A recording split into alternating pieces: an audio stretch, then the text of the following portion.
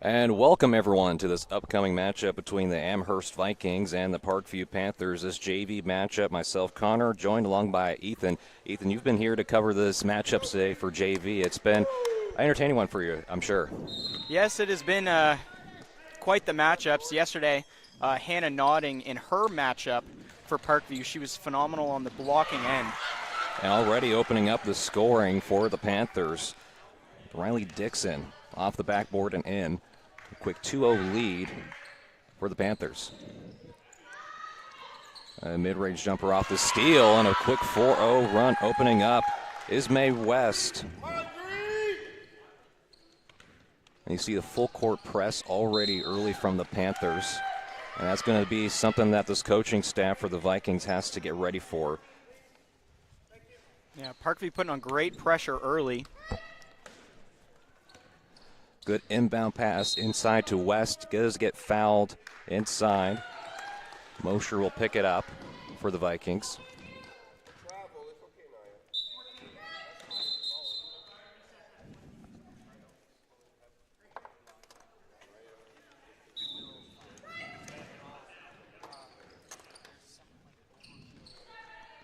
Inside again. That is already 4 points early on for Riley Dixon. Has been a terror on the paint. Good second chance opportunity. And the double team from the full court press. The Vikings able to get out of it. They do go down to the low post and up, and it is good for the Vikings. Jordan Wolf, she's good in the paint. She's good everywhere. And they're able to come up with a steal off the inbound pass as you have a few players fighting for it. Tie up, jump ball.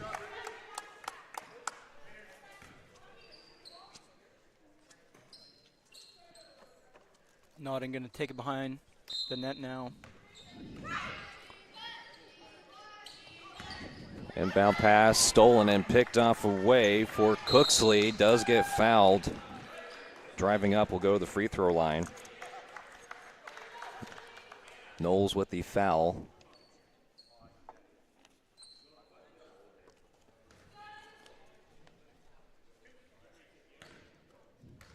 First free throws of the afternoon to start the game with the Panthers up 6-2.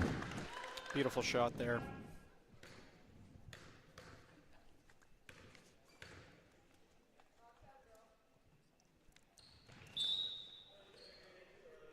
And a violation in the lane that will give another opportunity for Cooksley to go to the line and finish off the opportunity.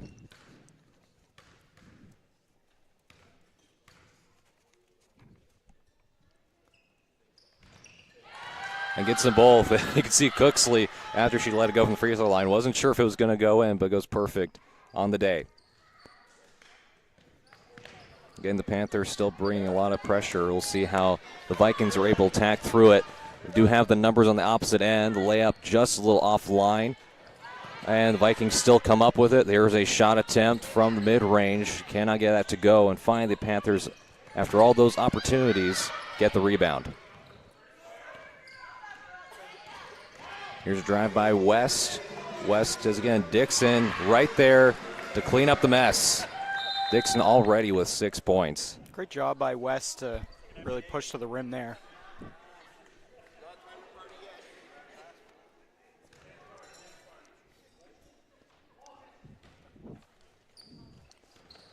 Already a 10-2 lead for the Panthers.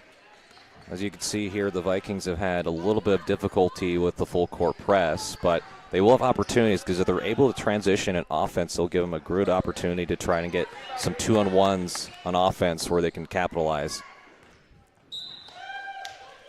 And turnover for the Vikings.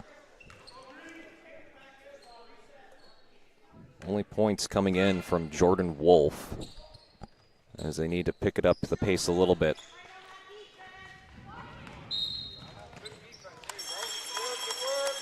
And a travel.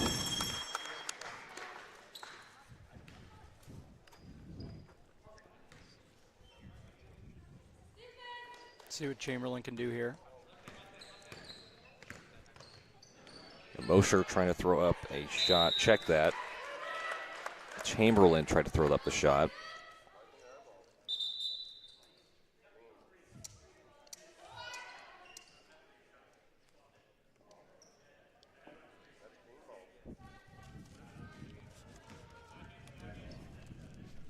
A little bit of discussion here from the officials before we resume play. Throw, an opportunity, no one there, up and just a little bit off, but Dixon there again. Dixon with 4 of 4 from the field, has yet to miss. 8 points, responsible for 8 of the 12. Wolf, that's 4 points for Wolf. All the offense going through Wolf. Nice pass. And a good pass up ahead as Ethan highlighted, and that's too easy for Sydney Cooksley.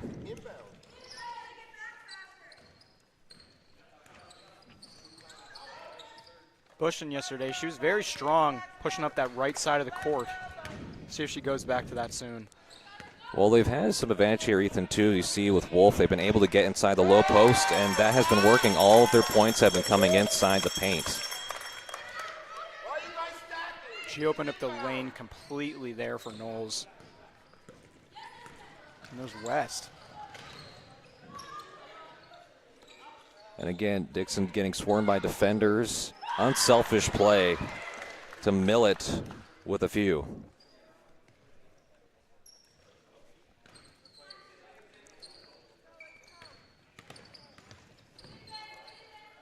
And there's another steal. The defensive pressure put on by these feisty Panthers, and a foul from behind.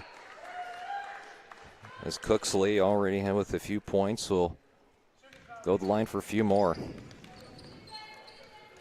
And there's another steal. The defensive pressure put on by these feisty Panthers, and a foul from behind. Full lineup switch here. Good old hockey substitution for the Amherst Vikings.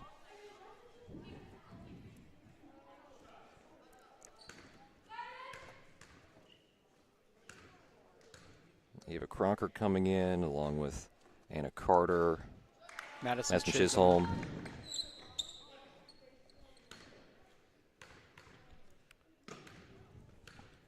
I believe that's Jada Fletcher and Taylor Carver right there as well. Full new change from head coach Angela Stonehouse. Not the only Stonehouse on the roster, you also have Emily Stonehouse, a freshman on the JV team.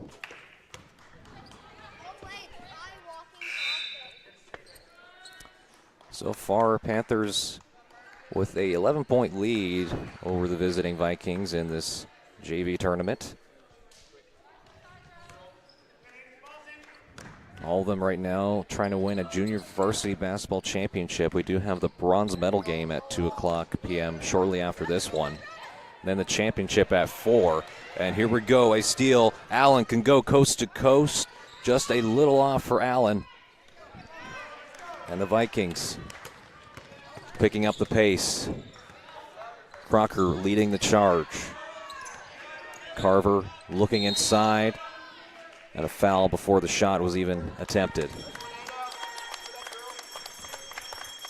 Anna Carter, the recipient of the foul, just newly checked in for the Vikings. Anna Carter, she's hoping to look to get back to her shooting status from yesterday. Very strong. Most of her shots came right outside the paint.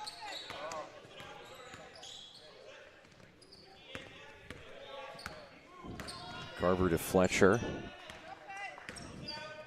Drive, foul on the shot attempt. That'll be 2 free throws for Crocker, in the first free throws of the day for the Vikings. Carver to Fletcher. She's been a big leader for them. You know, yesterday.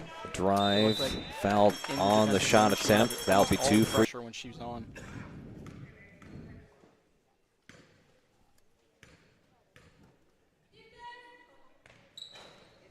Couldn't bury those two though.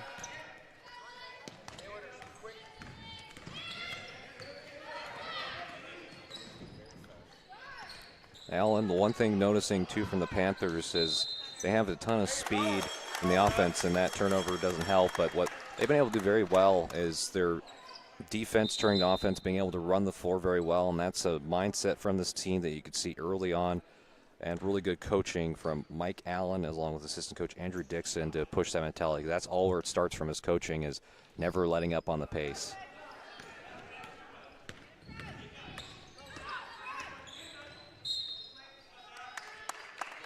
And pushed a little outside, but still stays with Amherst.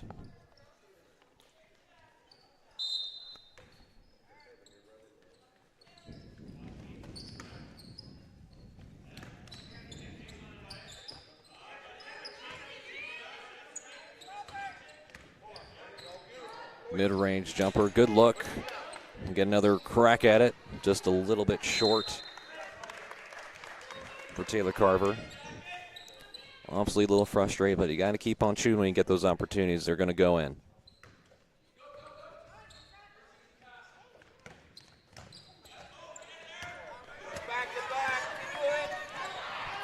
Corkum puts up a shot, does not go. Fletcher, good pass ahead, rolls in and out. Another chance, no.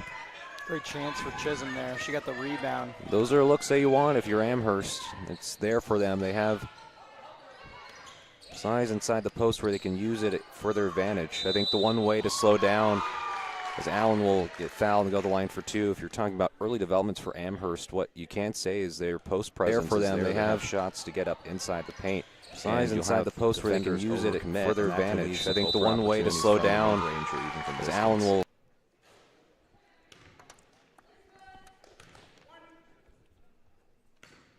Second shot coming here.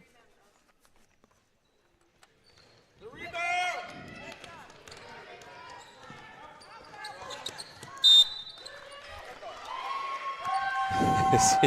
You could see Crocker's like, that did not go off. It went off Allen. But we can see here, a pretty good courtside view of it here. It did go off of the foot. Allen, yeah.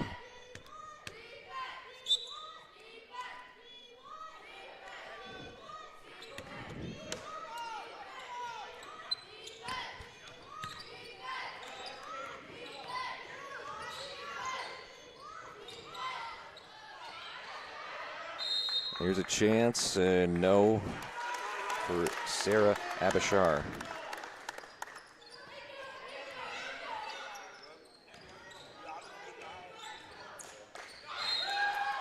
Can't keep that in. The scoring happened pretty early and often. It's been a scoring drought for both teams at the moment as we're getting closer to the conclusion of this first quarter. Good pressure there. Yep, jump ball. Or jump ball.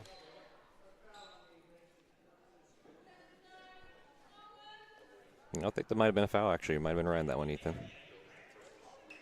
It's Crocker.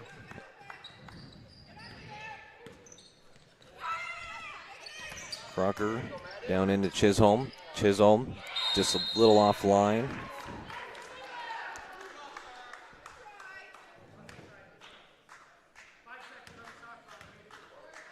Ball going to stay with Amherst. Only 5 on the shot clock, though. Got to make something happen quick. That was just mishandled by Carver. And a turnover.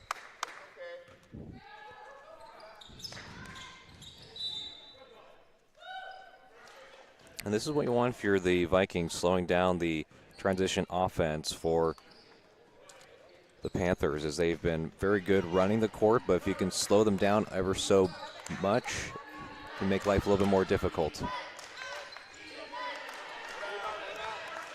Nice rebound control from Anna Carter. Indeed. Carver throws up a tough shot, still looking for one to fall.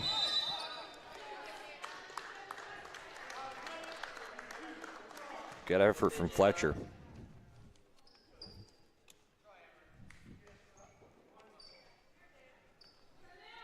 We got an 11-point difference, 3:36 remaining. We are currently inside the Halifax Citadel gym, where they're hosting the JV basketball championship to try and get that banner. Not what you want to see if you're Anna Carter on that play.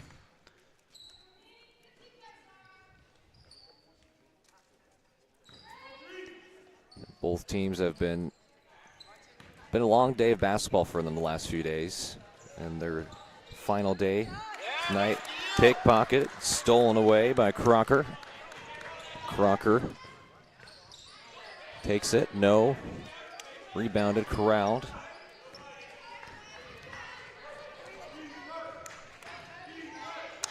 And that is blocked. Good block from Chisholm, but taken right back by the Panthers. Corkum.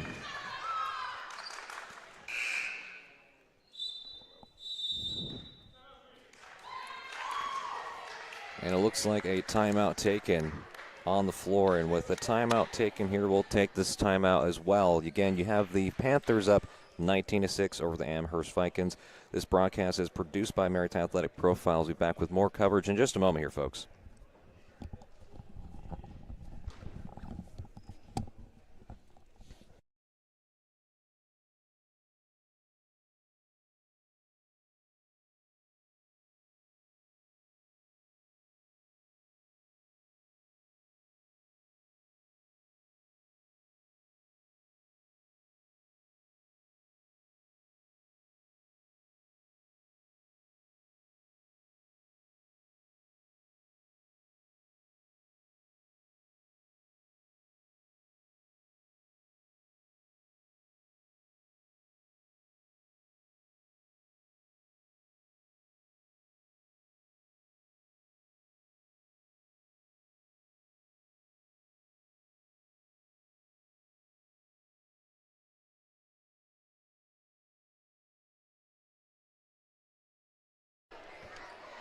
Back live out of the timeout. Panthers up 19-6. 13-point advantage. Selena Yeo out there for the first time. She really took over in the third and fourth quarter yesterday in their game. Let's see what she can bring today.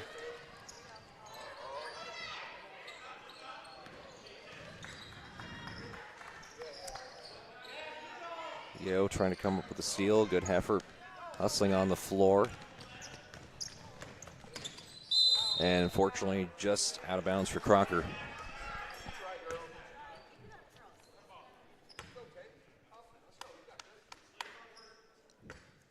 Allen will take the inbound pass. Does find Corkum. You can see Carver wasn't too happy with that foul call, but you reach, you teach.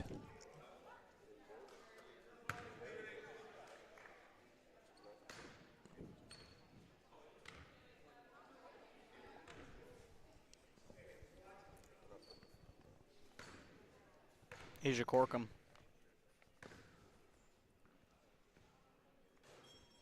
The third trip that we've seen for the Panthers in this first quarter of the free throw line.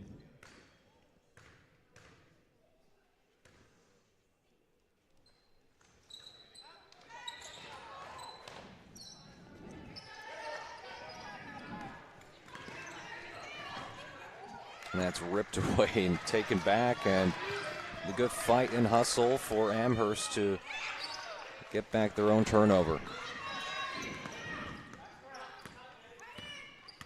Crocker gets a screen, has enough space on it.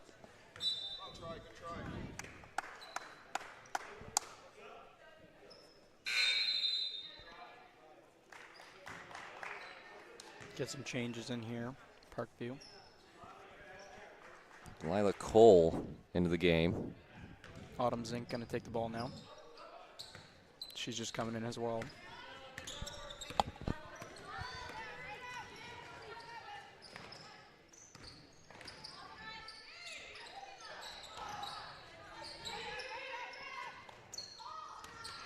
Good chance, opportunities for Panthers to keep adding on to their lead.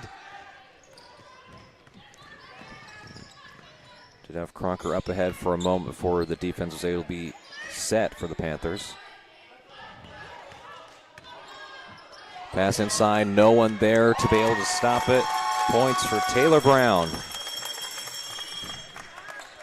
Now 8 points for this Vikings team, and there's a turnover. Really good chance to get on a scoring run, and fouled hard towards the rim. Crocker will go to the line for 2, have a chance to bring this within single digits in the deficit. Huge opportunity here. And Nia Chamberlain looking to check in for the Vikings.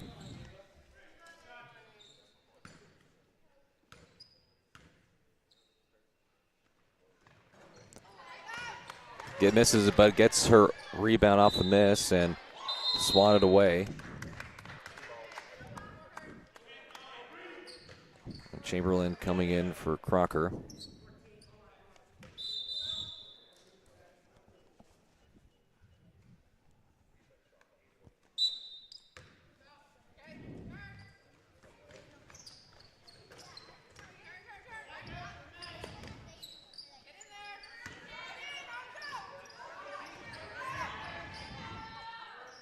Trying to get the shot off. It was tightly contested.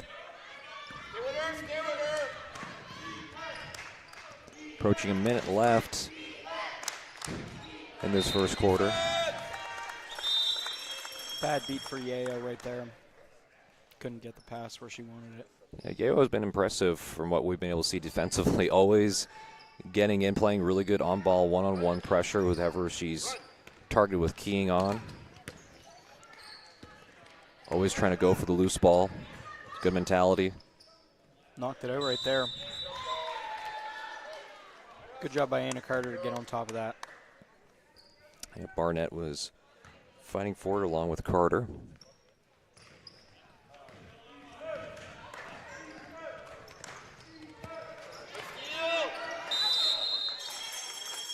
Too aggressive, picks up the reach-in foul.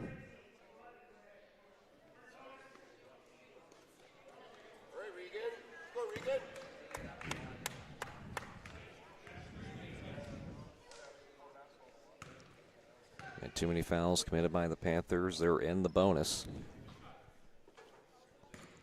And this can help Amherst quite a bit. Slow the game down, get it back within control. Is Bushin just a little bit short? Bushin, a junior varsity 12th grader. Splits the free throws.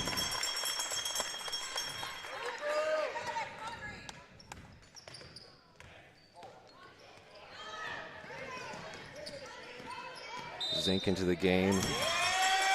Violation. Turnover. Amherst. Good chance here.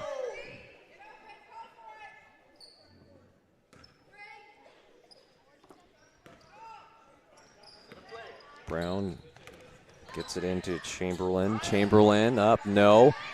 Right there, teammate. Brown did have 2 earlier.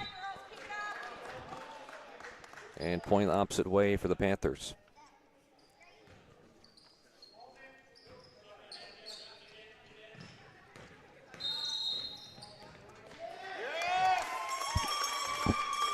And touched out of bounds.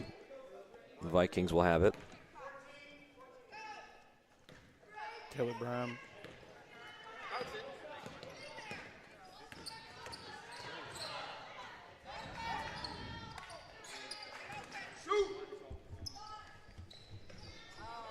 A little bit offline.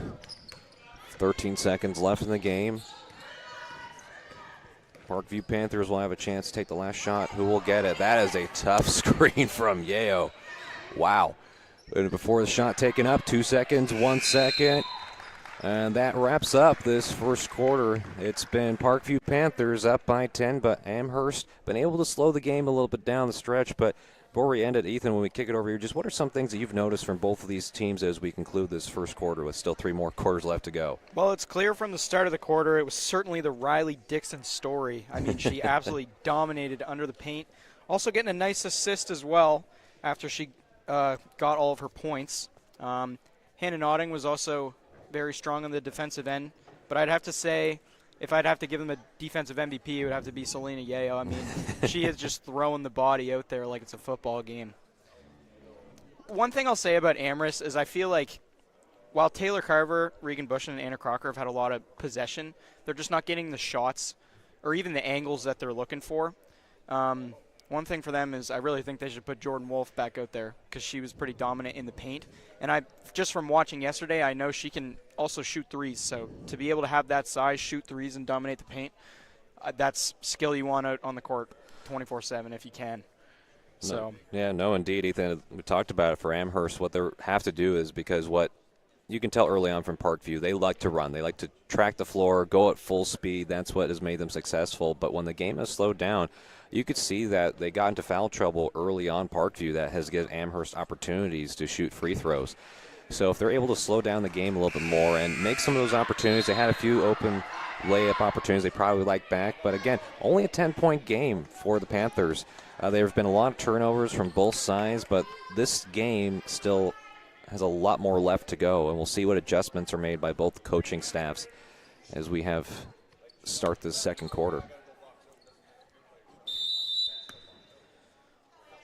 Stonehouse will throw it in to Chamberlain.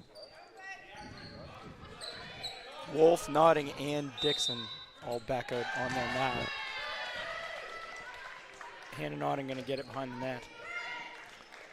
Yeah, you would expect to see Chisholm and, again, Wolf out there. That's going to help their cause. As you can see there, up and in, and good for Wolf. Just what I was talking about, dominating the paint, Jordan Wolf.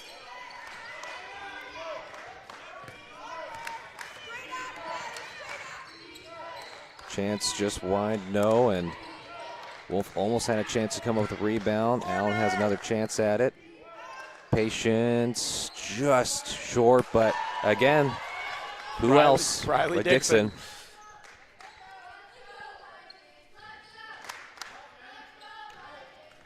It's the battle of the paint when they're both out there. Yeah, and the biggest problem with Dixon, if she's within a few feet of the ball, she's more than likely going to pick up that extra chance opportunity and put it back in. That's what she's been so successful doing. And that's going to have to be something that they have to prepare for. And Hannah Notting also on the floor, trying to match some of the size of Amherst.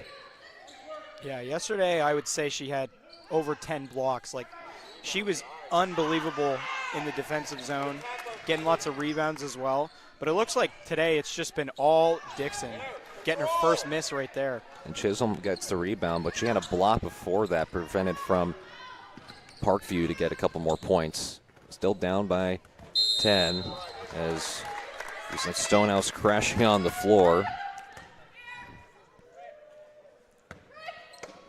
Millett with a throw in down to West. West had that 2 points early on as foul from behind Chamberlain.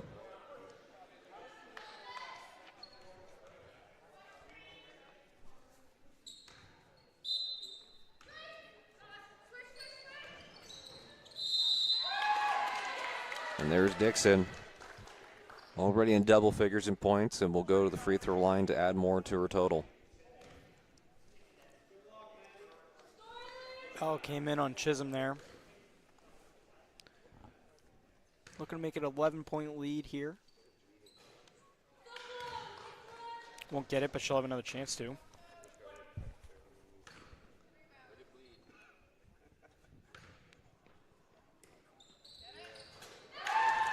And that rattles home for Dixon.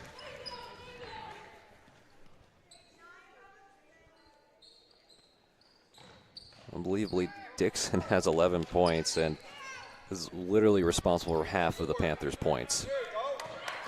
Open shot from three. No, rebounded. Not only is she responsible for half the Panthers' points, she's also put up the same amount of points as Amherst. She's been absolutely lethal.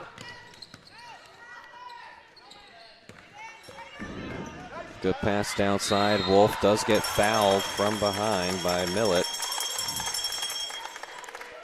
Sometimes it's worth it, I think, if you're Millett there. I mean, Wolf has been locked down on getting those shots in the paint. We'll see how she performs at the free throw line here.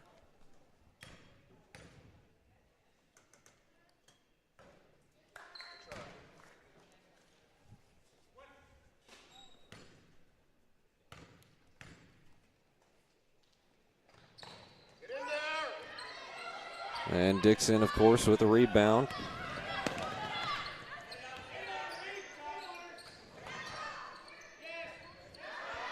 And Notting. What an effort by Notting. Oh, my goodness. She just ripped it away and said, that's my ball. I'm going to put it back up for 2. Is now up 24-11. And Amherst, it's just been so difficult anytime they've, after the make, trying to throw and start a break. And you can even see that on the floor for West. She's got a bloody knee. Currently, just how difficult it's been all day for Amherst. I believe she's that's like, actually Nia Chamberlain. Yeah, Chamberlain, pardon me. It's all right. She's going to go off now. Yeah, she had a good laugh. She's like, what? My knee was bleeding. But she's wanting to stay out there. I understand. You got to dump it on the other side. There we go. Swatted away.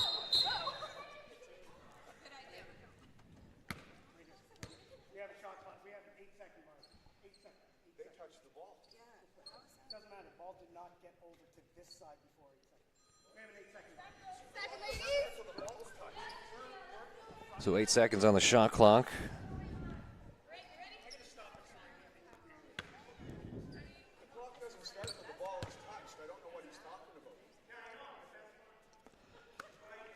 A little bit of friendly conversation between the referees and the fans here in attendance for Halifax Citadel. And out of the inbound play, just beautiful play and work from Ismay West. Putting on the jets there to get to the hoop.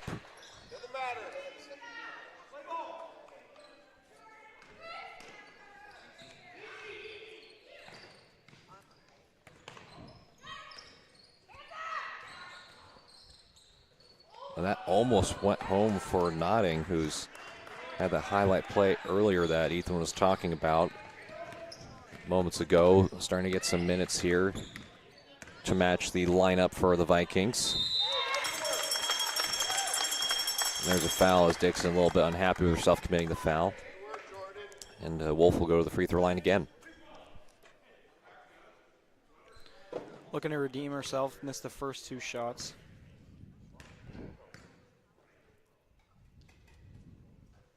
And does with the first one.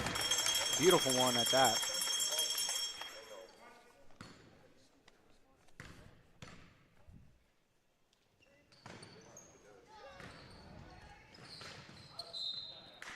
Couldn't capitalize on the second one. And a good veteran play, too, from Notting to prevent any of the Viking players to get to it to try to save it out of bounds.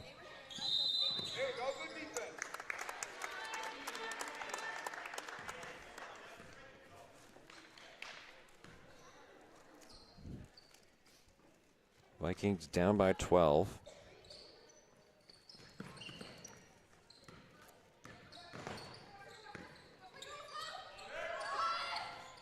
And Tom, that's only the second time we've seen a three-pointer taken. I think that's all of them have been taken by Stonehouse as well, all the attempts. And that's a good runner from Crocker.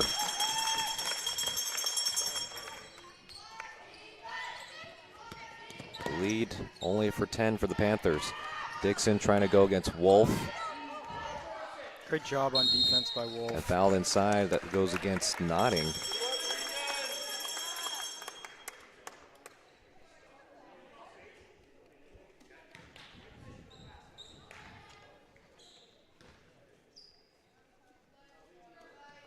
They'll try to shorten this 10-point deficit here.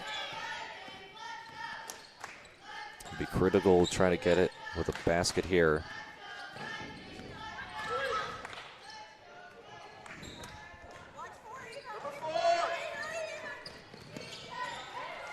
Cooksley been underrated on getting rebounds. And that Beautiful assist there as well. lead back up to 12 for the Panthers after that. There's good sportsmanship there. Cooksley with the tough foul. That's the only thing that probably concerns you if you're the Panthers is the foul trouble they got into. Is they got into the bonus in the first quarter that led to Vikings shooting free throws. And you give them enough opportunities at the free throw line, they're more likely going to convert a few more.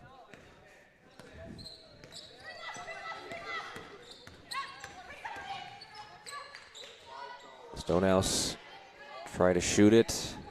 No one there. Carter had a chance at it. Still fighting for it. And Notting, after all of that, is the one who comes up with the 50-50 ball. Notting, unselfish play to West. What a phenomenal 20 seconds right there from Hannah Notting. And a big substitution change for Parkview. An entirely new lineup, actually.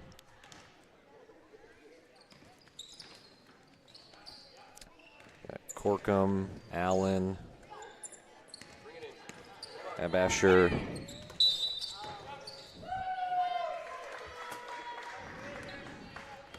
Kennedy and Scooten as well. Yep.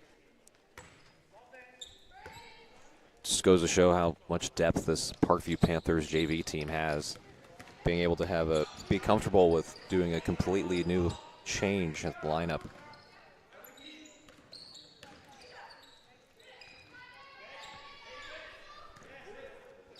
Oh, there's a shot. Just couldn't go for Kennedy.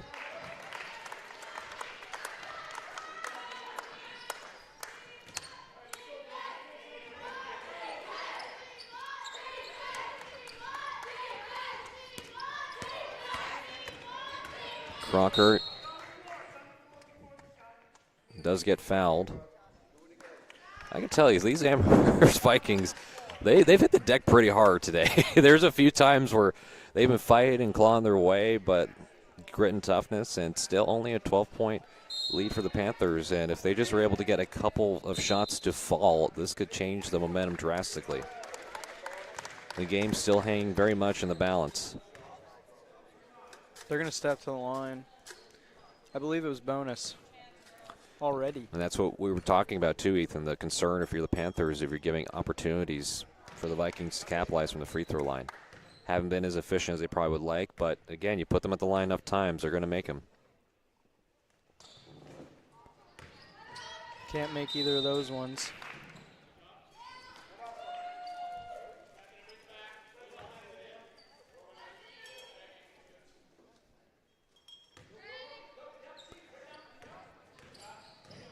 It's interesting, the Panthers, anytime you see them do an inbound pass, do this form of a stack formation.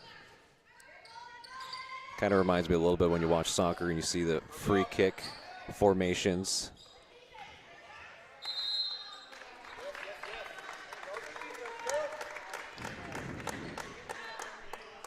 .450 remaining in this first half. 12 points separating. Pass down. Tough. And a travel. Bad one for Anna Carter. She was very strong yesterday. Hasn't really had many attempts at the net today.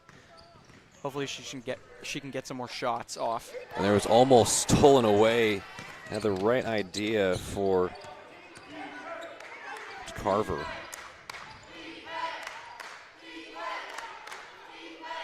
Allen.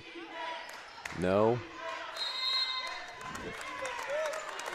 The defense from the Vikings.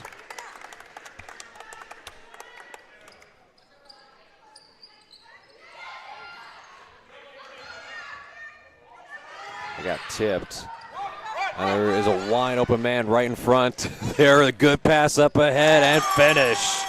There you go, Crocker with two. What an effort by Amherst right there.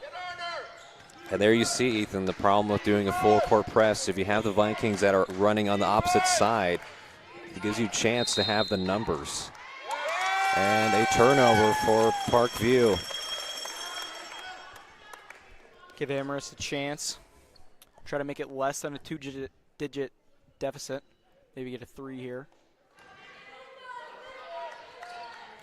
We'll get into Carver. Good patience from the Vikings. Pass. They're starting to see it and figure it out. Does get fouled on the shot. Back to the line. Knowles to the line. They have a chance. Even though it's a 12-point deficit.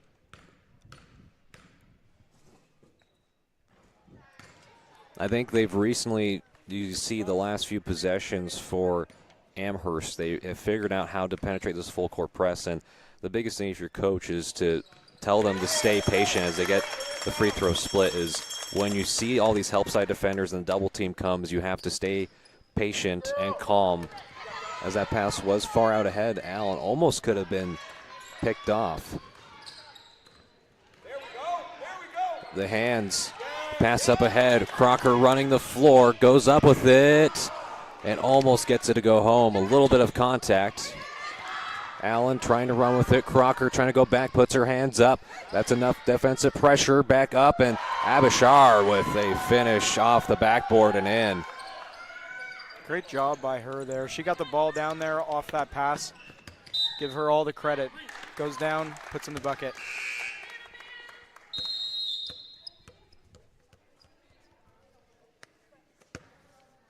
But Crocker has been leading the charge for this Amherst team the last few offensive chances.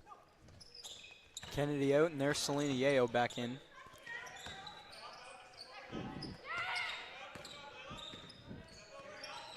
It also reminds me when I see Yeo, who's really playing well defensively, back in that moment in the 2014 NBA Finals when Ron was up and in and good as the Panthers are able to get hot late, lead at 32-17. But talking about with Yeo, just got that steal and trying to pass it up the head to Allen.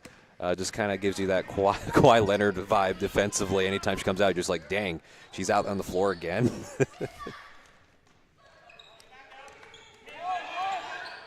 Scooting now. She had that big steal a moment ago.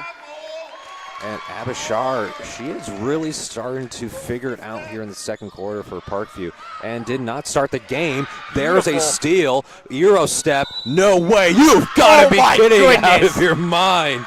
That's the beauty of Sarah Abishar right there. The steal, the move, the finish, and one. She'll have the chance to make it 3 here. Abishar has gotten 6 points at least in this second quarter along with the steal. She's on a 4-point run right here. Abishar only a 10th grader too, so still has a few more years and definitely trying to make a case to join the varsity team. First and one opportunity that we've seen, and rebounded, put back up, and good by Barnett. As now this down the stretch, the momentum has completely swinged in the other direction for the Parkview Panthers. And that's what happens when you have somebody like Selena Yeo sitting in your face. You start to panic a bit, start to give up the ball. With a 21-point lead here inside Citadel High Gymnasium, hosting the junior varsity tournament. Good shot from Carver off the bonus. Another chance here.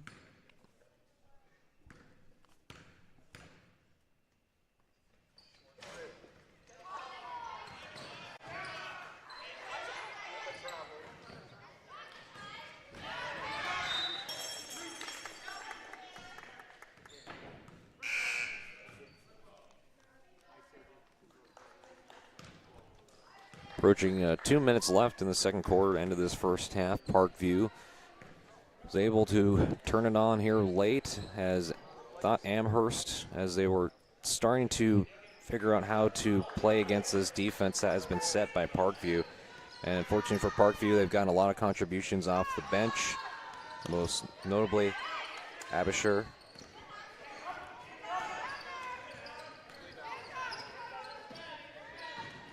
Carver takes the mid-range jumper, does not go. Zink with the rebound.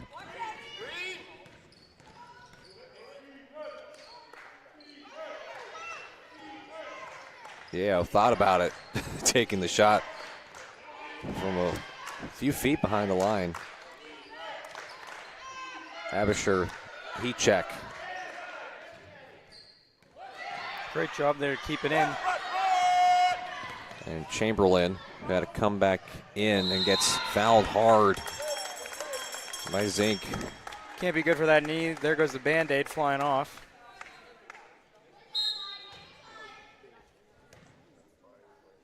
Delilah Cole checking in.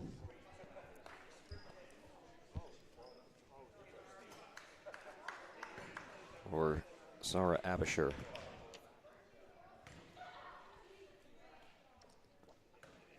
And deserves that rest. Really helped the Panthers get out to the significant lead that they have here in the second quarter.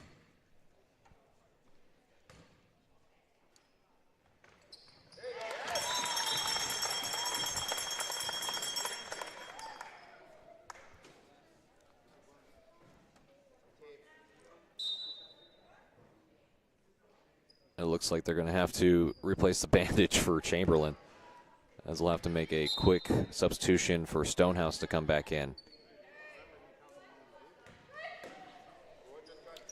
Chamberlain's got to be getting sick of this. And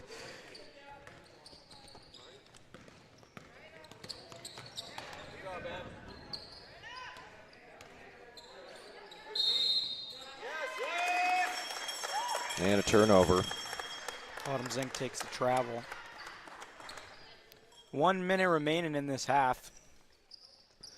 19-point lead for Panthers. They've had a lead of 20.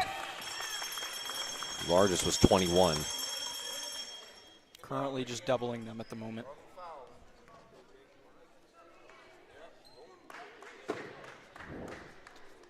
They're going to go back to the line again off that bonus.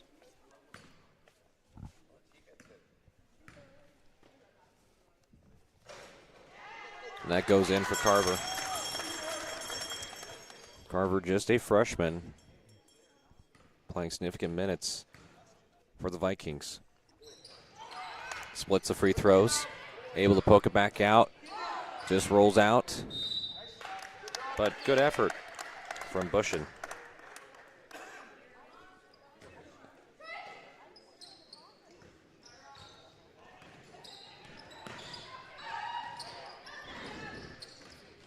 Zink blocked. Few blocks that we've seen from Chisholm.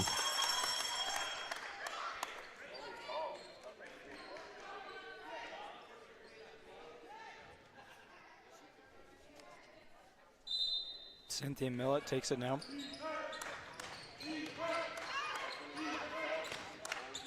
Yayo. Will she take her first shot of the game? And just a little bit short for Cole.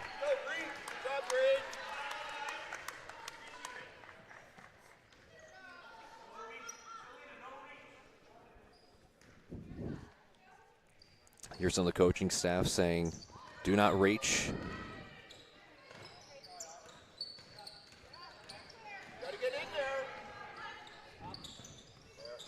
Get to Stonehouse.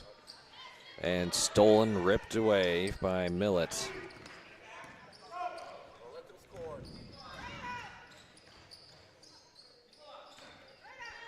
8 seconds left. 5, 4, 3. We'll just have to throw it up. The shot before Millett, I don't think realized the clock was dwindling down. And that concludes his first half. You have a dominant lead by Parkview Panthers, and a lot of that was built upon the work that has been done off the bench for the Panthers. They have an 18-point lead over the Amherst Vikings as we transition into the second half. But before we conclude, Ethan, just what is notable about that second quarter? That first quarter, it was fairly tightly contested, only a 10-point advantage, and then they just were able to break the game open here in the second quarter. Well, obviously Abisher had that great run with that big steal, those big buckets. But I think the thing that has really been prominent for Parkview was just their ability to defend. While they do have 18 more points, it's been because they can just shut down everybody. I mean, Carver hasn't been very accurate, Crocker hasn't been very accurate, and they've been shooting the most shots undoubtedly for Amherst. So. And those are just some of your first half notables, as we still have more coverage to go in this matchup between the Vikings and the Panthers. So for myself, Connor, and Ethan, we'll step aside and then bring it back here with the second half. And this broadcast is produced by Maritime Athletic Profile. Shout out to them for all the coverage they've been doing here today. We're back here, folks, in just a moment.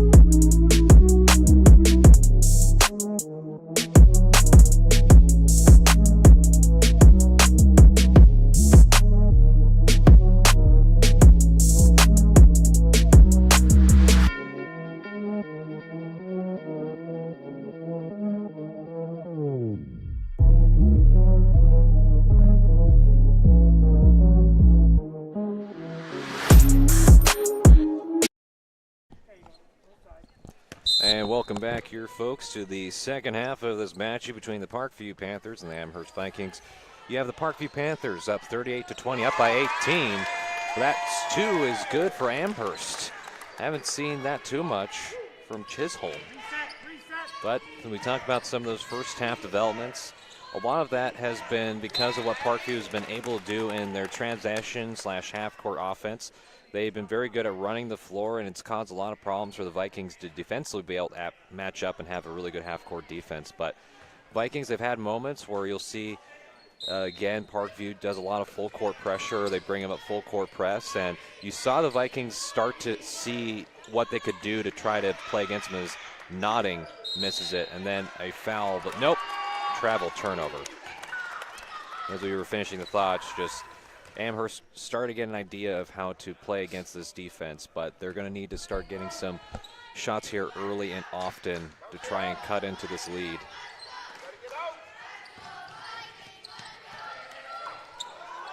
See if Chamberlain can recover from her knee injury. That's good from the corner. That is the first made 3 of the game from Knowles. A huge shot, a 5-0 run to open up the third quarter. This is the fight you want to see from the Vikings.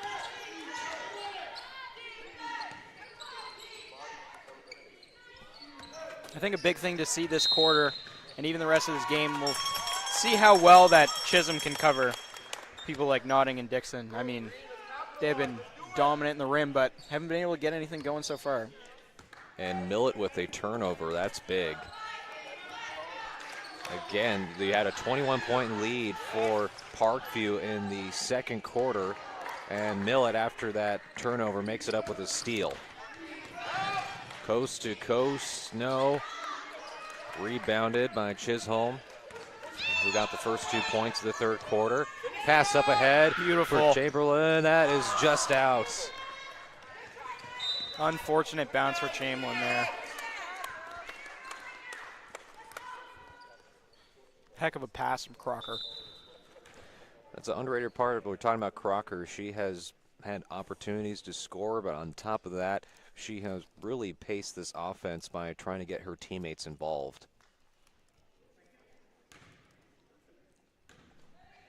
Nodding now.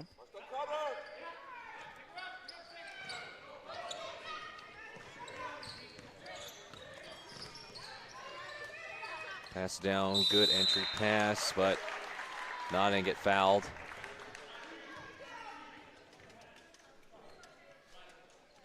It's going to go on Chisholm.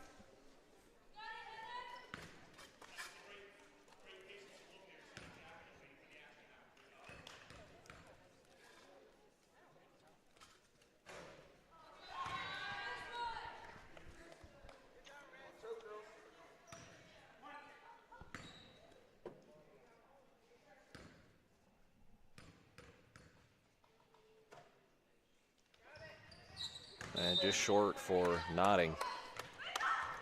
Still, right now, Panthers have been held scoreless as we're approaching 2 minutes into the third quarter.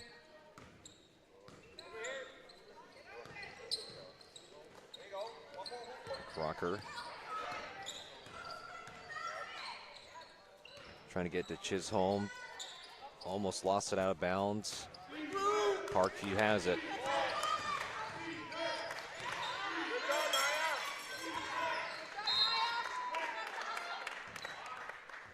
It will stay with Parkview for the moment. Middle will take it back there.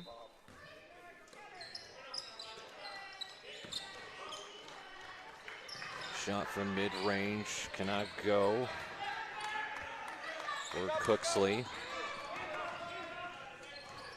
Crocker trying to go all the way, just missed. And that was stuffed by Millett. No chance for Brown.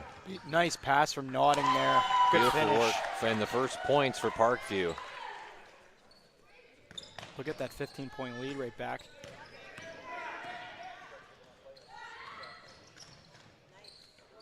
That was a tough layup for Chamberlain. We'll have another chance. That's enough space. Beautiful! And that is 2 threes. for Amherst to start it. Ava Crocker. They're back in this game. Yeah, back to 12. Yeah, Crocker and Knowles have made 2 3-pointers in the third quarter to cut it back down to 12. And for a good chunk of that first quarter, it was a 12-point lead. And Millett will get fouled. 2 free throws.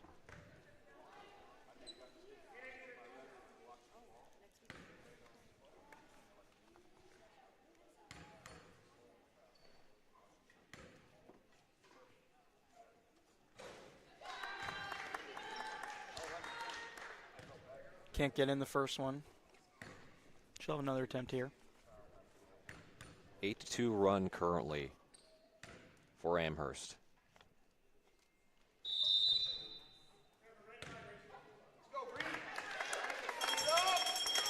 And a violation for the Panthers. You have the Vikings just 2 points away from getting this to a 10-point lead. And nodding with the foul.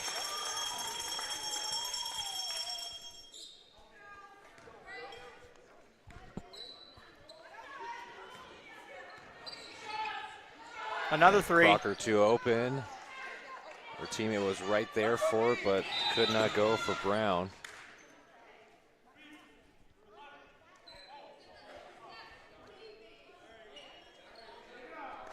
Foul going against Brown.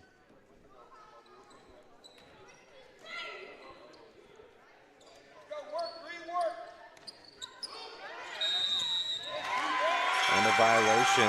5 seconds, didn't get it off in time. Gives it right back to the Vikings. Nodding, not happy about that. They're going to make a full lineup switch once again. They've done this several times throughout the first half.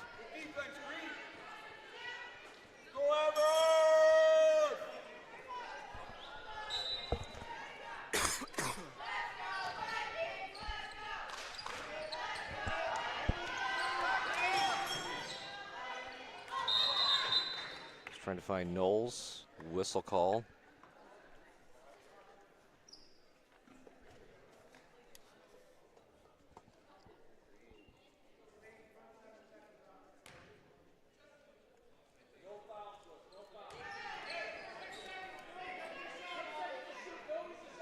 And you hear that from the Parkview bench. No fouls, no fouls.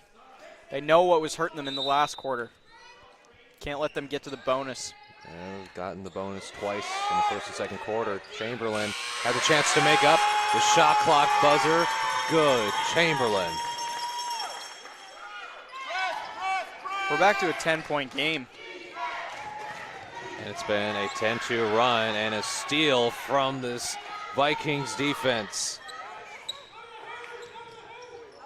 Crocker just short. That would have taken the roof off place off of. If you're just tuning in now, it's 40-30 Parkview Panthers over the Amherst Vikings. Parkview in orange, Amherst in green. Going to be a timeout here.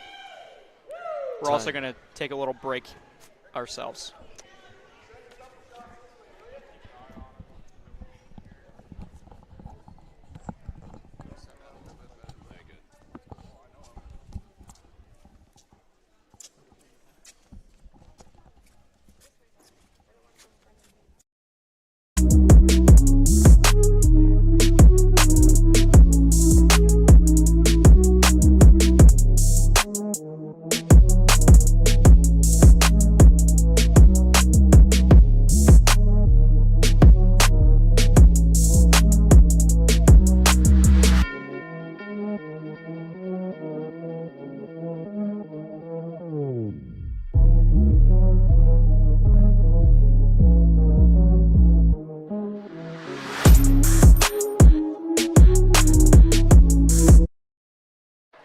And we're back here live. Quick timeout taken. Developments in this third quarter. A 10-2 run for Amherst currently, and they're trying to cut this lead into single digits. They've been fighting through that for the first quarter. Well, they have not been able to get down to that category quite yet.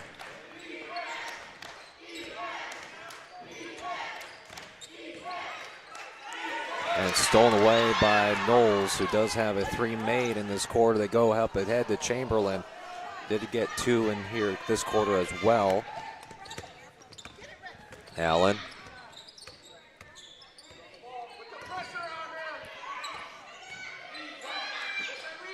They're trying to let Parkview shoot it from distance. And Chamberlain trying to keep it in play, cannot. Good effort from Kennedy, just couldn't get the 3 down. Allen again.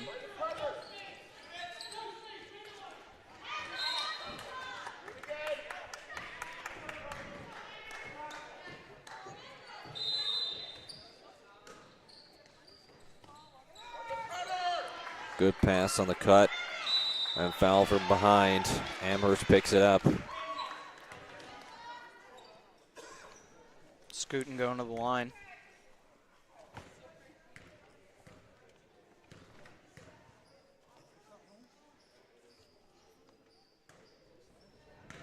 Can't drain the first shot.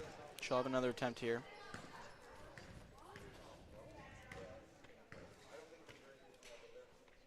Shots up.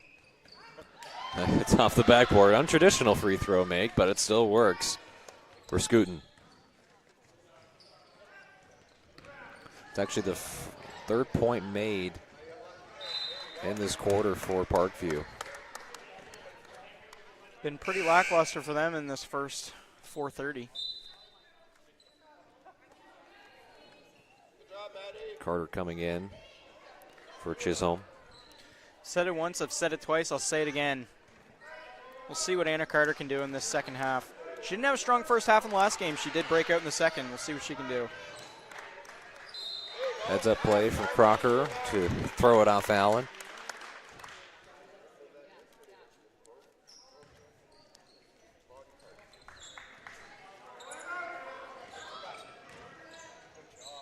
Brown to Crocker, just misfired. And tied up.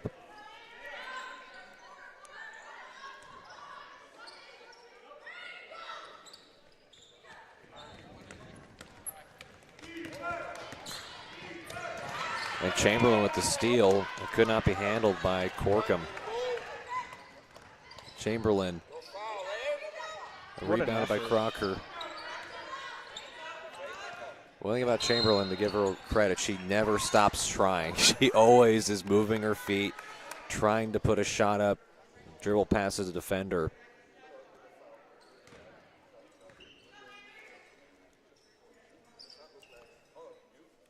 And Yale looking to check in for Kennedy. That's bad news for Amherst.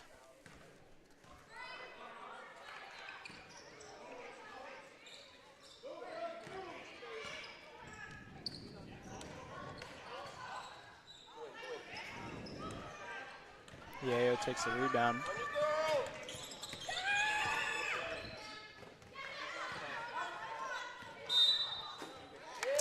And a travel.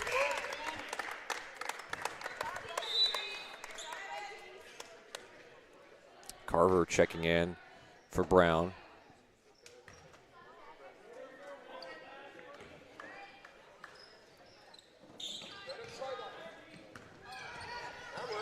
And good handle from Chamberlain to keep that going. And Knowles trying to throw it up. Could not get it to go.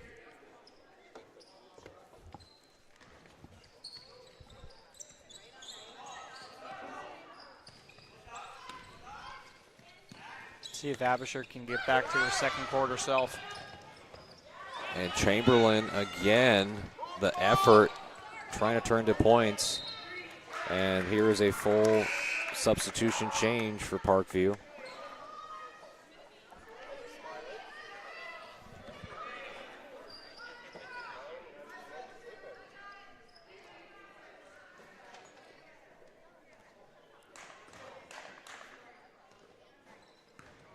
We do have the bronze game coming up at 2 o'clock p.m. or we'll be on the call for that. We'll have Glace Bay taking on CP Allen for that bronze medal. And of course have that championship game with Citadel and Horton at 4 o'clock p.m. The provincial title on the line. And there's Dixon. Getting back into the score sheet. Had a little bit of a quiet second quarter, that solid first quarter where she had 8 points, but he's already, at least up to my recollection, 13 points.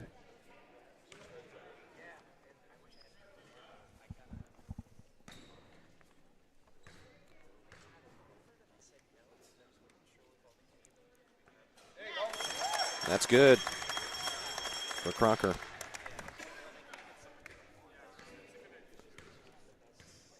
At Bush and Stonehouse and Wolf looking to check in for the Vikings.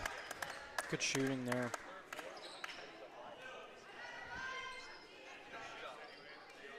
Go green. Nice and fresh. Nice and fresh.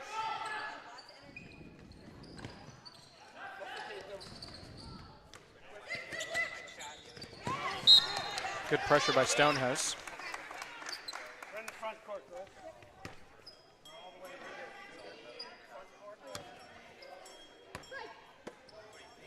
Nice pass.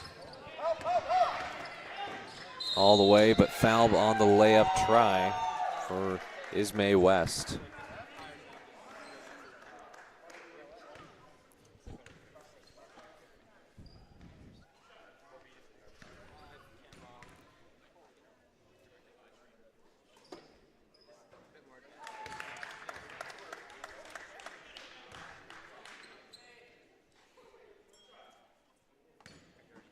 West on her second attempt now. That's good for West.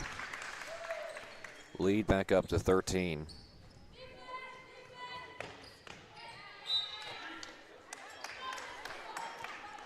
Unfortunately, any time that Amherst has come close to getting down to single digits in terms of the lead, you have Parkview that has come roaring back every time to get a timely bucket, turnover, as you see there, and a foul.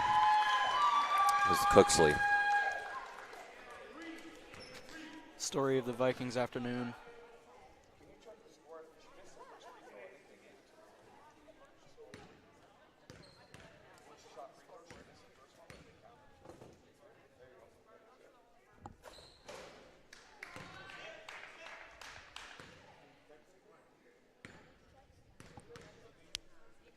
Chance on the second one.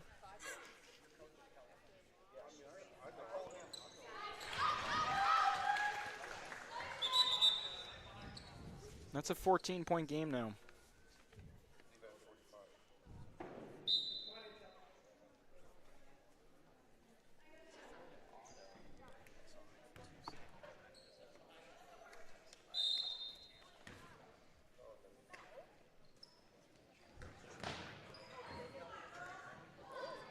And a fight for it. Jump ball.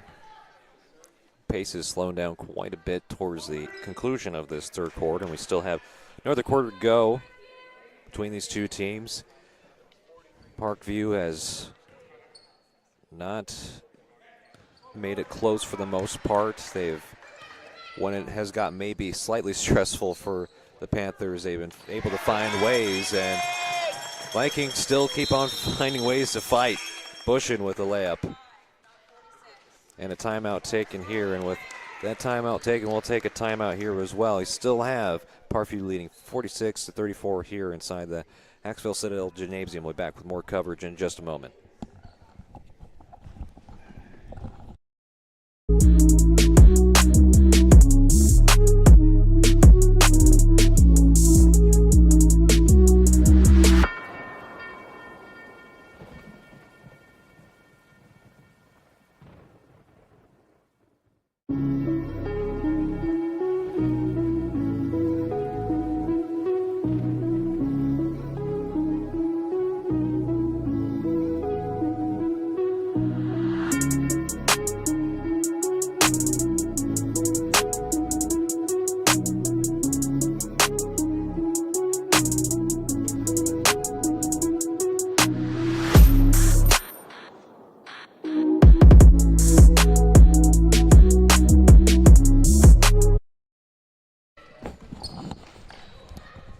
play starting back up now.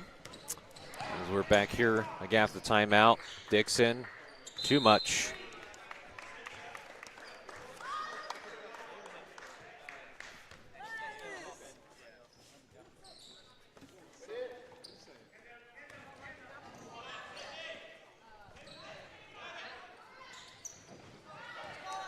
And trying to push the pace is Amherst. Wolf on Dixon. Not too bad.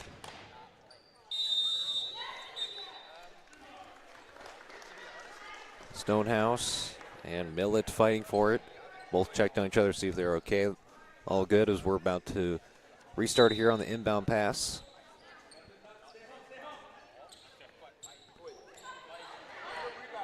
They fouled the entry.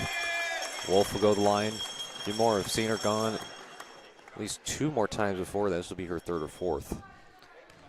They'll have a chance to make it a 10-point deficit once again. 2:55 left in the third.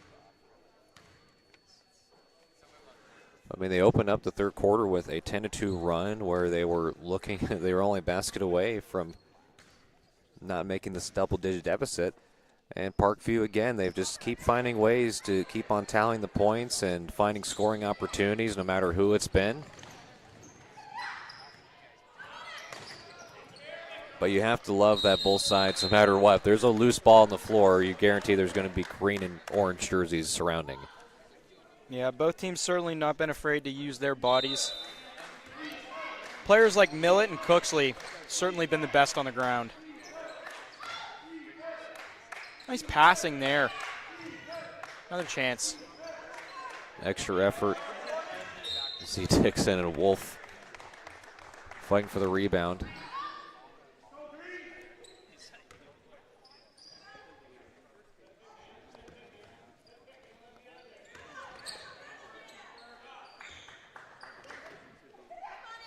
Another bad beat for Amherst. And Cooksley, no good from the mid-range.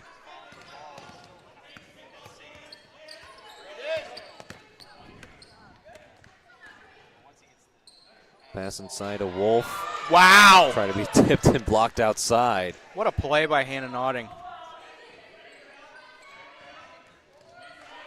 Got to shoot here. Notting gets down on it.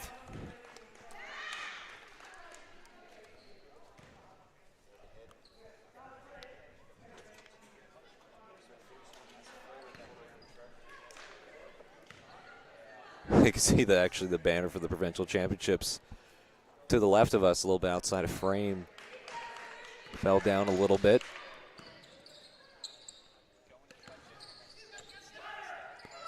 And with that, shot from the top of the key does not go home. Rebounded but fouled. Extra effort from Bushin. She'll go to the line.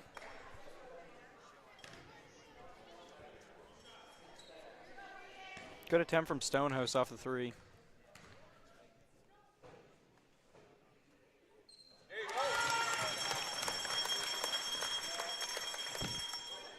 Chance to make it a 10-point game here.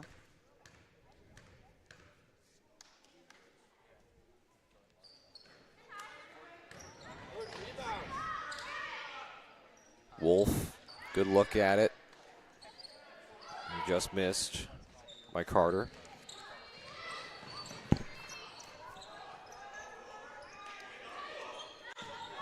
Dixon, smart pass up ahead to her teammate. Nodding, had a chance, but was fouled. And will go the line for 2.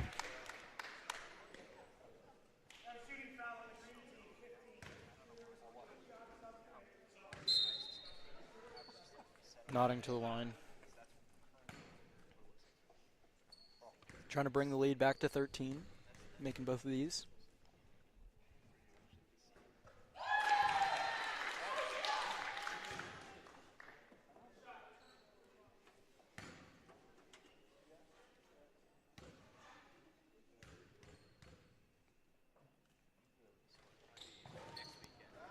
And splits the free throws. But Carter fighting with it, and it will stay with Parkview.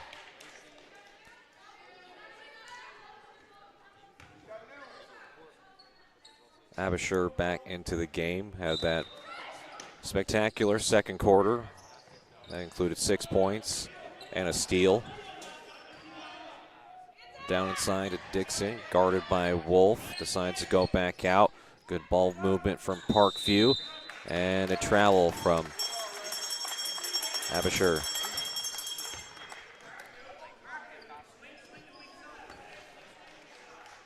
Stonehouse takes it. Minute 20 left.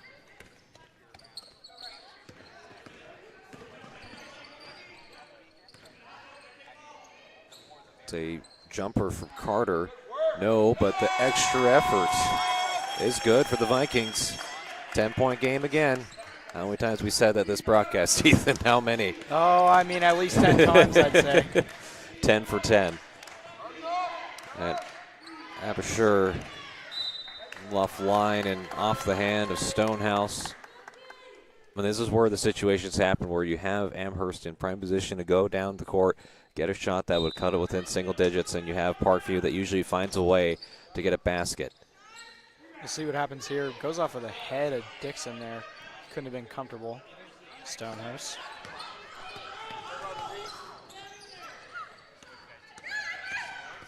Dixon up ahead, no one there. Great pass from Allen. Just couldn't be capitalized off Dixon there. Jump ball. Amherst retains possession.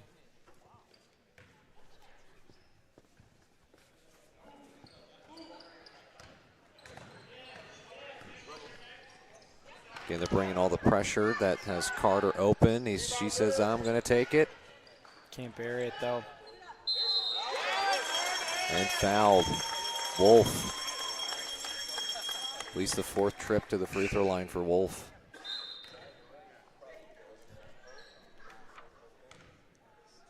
Will they get under the 10-point deficit here? First shot. Just need the 1 free throw. That's good.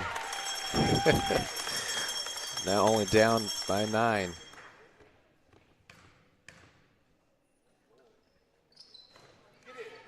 Down by 8. One. Huge shooting from Jordan Wolf there. Clutch.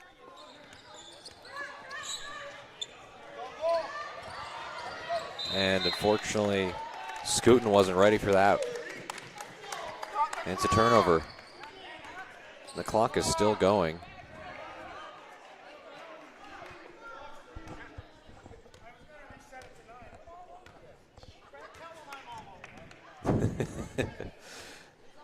Again, they're going to reset the game clock to 13.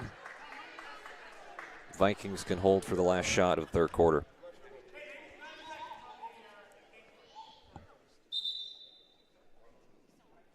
Might need to adjust it. Could be around 16 seconds, potentially. They have it at 13.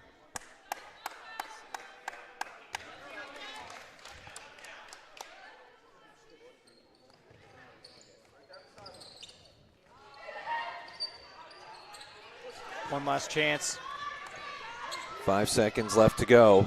Wolf going to go all the way with it. Throws it up, and that wraps up this third quarter, but not after a really solid performance. A 19-point performance from this team from Amherst to cut it within single digits as they're only down by 8 points in the fourth quarter. They're in really good position to try and mount a comeback in this fourth and final quarter.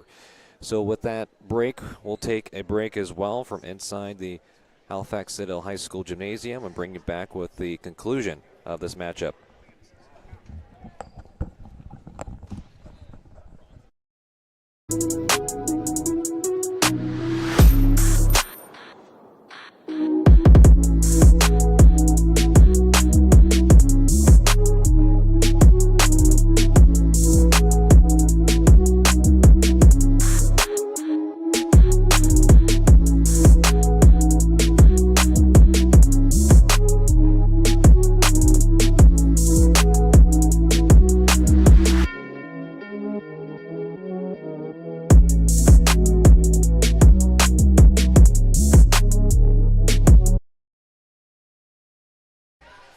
And we are back. Story of the third quarter there. Amherst They put up 19 points in that third quarter, 20 in the first half. I mean, if they can continue with their scoring here, it should be an easy walk to a comeback. We'll see what Parkview can do. And did we start? Nodding gets fouled by Chisholm. 9 last trip. Went 0 for 2. Trying to change that here.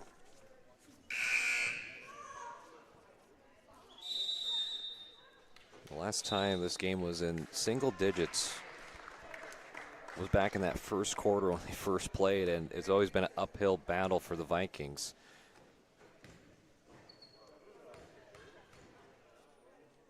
And we've seen stranger things, as there has been a Metro League title game that I was able to call this past week against Halifax Grammar and Halifax West, and it was a Grammar down by 20 points in the third quarter, and they had a 20-2 run that was able to cut into the deficit, where it was only a 2-point lead for Halifax West, and West ended up claiming the title. But comebacks here, and no matter if it's varsity or junior varsity level, they can happen in a hurry. You know, 9 points always sounds so much bigger than it is. It really is just 3 times the ball comes out of your fingers if you can do it right. Chamberlain as Wolf who waits for Crocker, who just happened to be in the right place at the right time. That's good for Brown.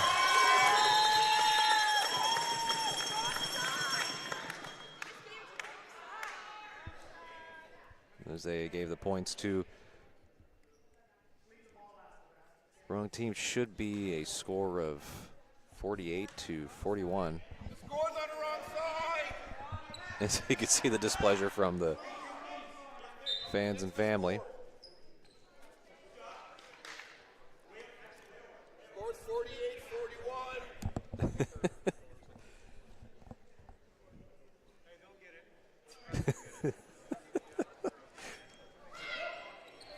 And there we go. We have the, everyone was up in arms for a second. It was worst case scenario, and now we got the scoreboard change. And that was a good play by Millett.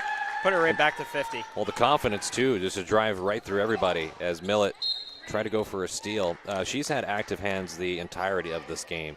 Anytime you've watched Millett play, she is not afraid to try to go for the steal. That sometimes has resulted in foul pickups for Parkview, but sometimes you'd rather team be more aggressive and have to rein it back than have to tell them to be more aggressive.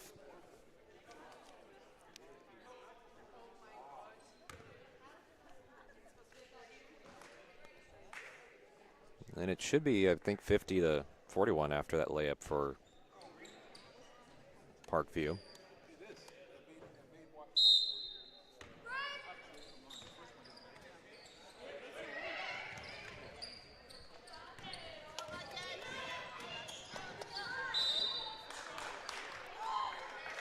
And a turnover by Crocker.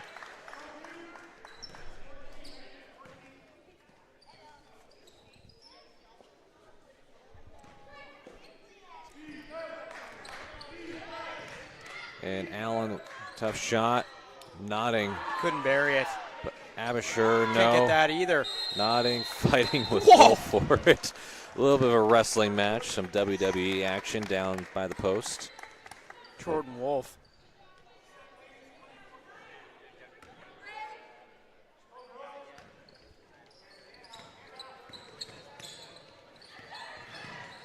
Brown gives it back to Chamberlain.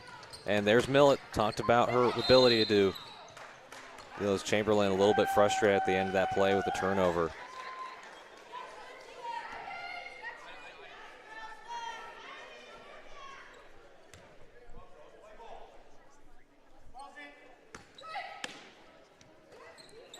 Millett down to Allen. Allen trying to get past Brown. We'll go to Nodding and blocked by Wolf. Great play there. I mean, that's just tough. Wolf just able to put a hand up and a paw on it, and it was wiped away immediately.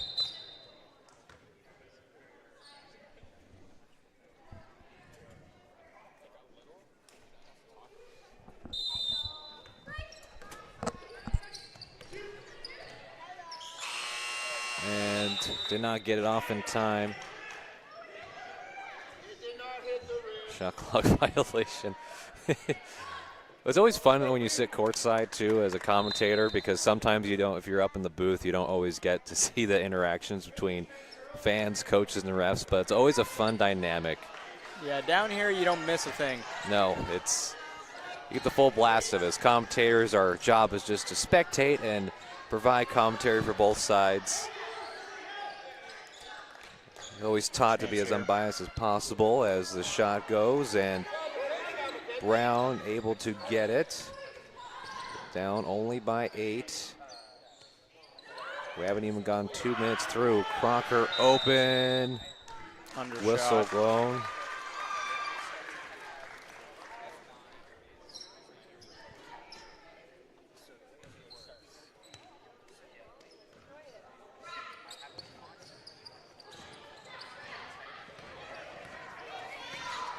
Millett has been the bright spot for Parkview in this fourth quarter. Basket playing really good defense.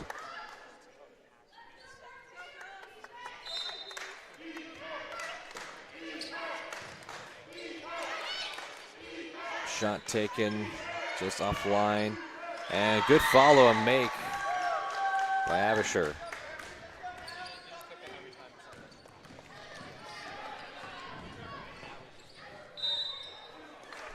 As accordingly, the scoreboard's back up by 10.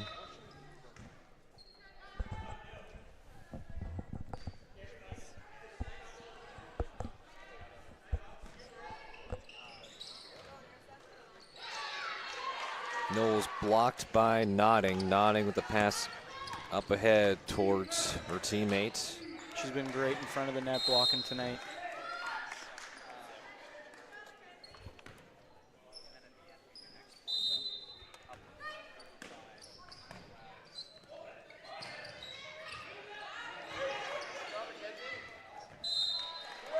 Nice play there. You see Mackenzie Canning getting some playing time here for the Vikings.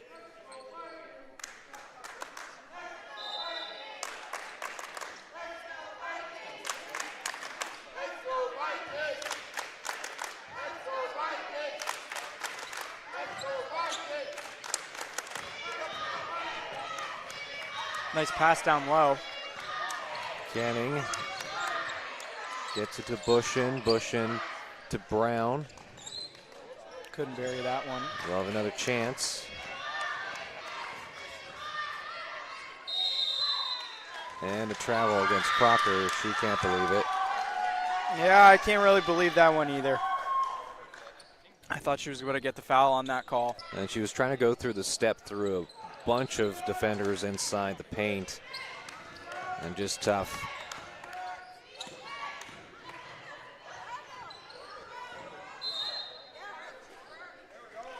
Millett lost it out of bounds. Carter checking in for Canning.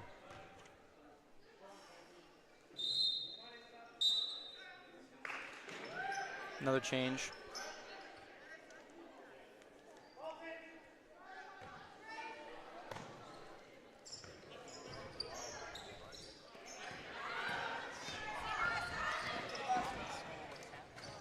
Brown almost lost it. Nodding had a hand on it. Crocker short. Couldn't have the distance on that play.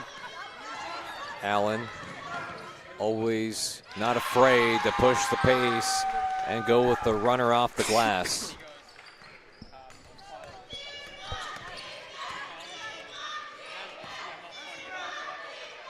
The chanting off the bench. Good chance. Can't bury that one. Knowles. Time's starting to run away from the Vikings. They're losing opportunities. They need to get stops and scoring. Good effort by Anna Carter there. And the best chance they had was when they were down by 8.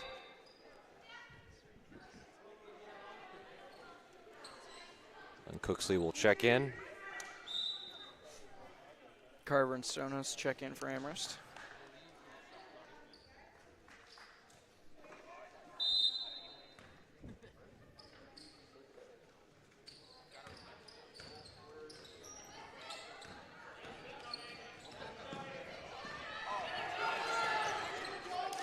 running full court as thankfully no one got banged up on that play. Full steam ahead. And Carter on the floor. Good pressure by Asia Corkum there. It's going to stay Amherst ball. So far, we talk about players in the game. We haven't talked about Dixon as much. Did have the strong start to the game, and so far has been held relatively in check in comparison as the shot clock goes off as Carver can't get it up in time. But even with the points not being, it's coming from a variety of different players. You have Millett and Nodding too, who may have not been doing it all, at least point-wise, but her ability to get steals, just impact possessions inside, like providing that defense and length, it's been really tough for Amherst to try to go against. Can't forget about that run from Sarah Abisher as well. Yes, and that second quarter was huge. So it's not just been one player, it's been the whole team. Even Sydney Cooksley as well, she's been very strong. Emery Allen, she's been very good at taking it along the right side of the court. And even for Amherst, Chisholm had a few blocks along with Jordan Wolf, who got fouled so much inside the low post position that gave her opportunities to go to the free throw line. You have, again, Chamberlain, who may not have had the most efficient shooting night, but her pressure and constant movement around the ball and with the ball has led to chances for her team. And double dribble on Stonehouse. Bad one to take. 5:26 left. Need a stop here.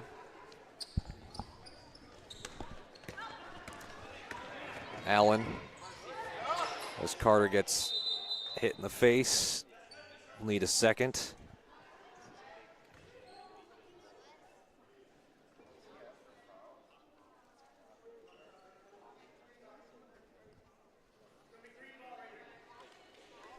As Carter will have to come in out for a moment. Wolf back in.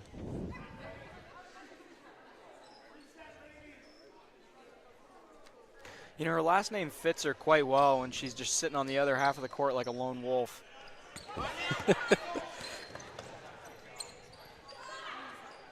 Seems to be okay. It doesn't seem like the best strategy until you realize you're taking Dixon out of that play. And with how good Riley Dixon has been at taking that ball, it's huge to have her not in your own end.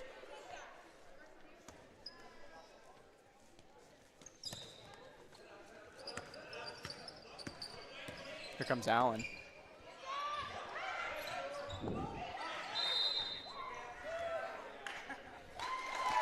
And keep in mind here, folks, a few more games to go. We have the bronze medal game, Glace Bay and CP Allen, starting around 2 o'clock.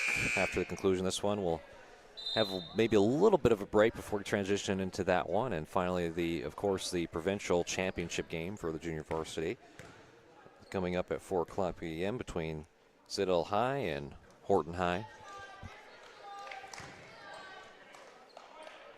To see who will be crowned JV basketball championship.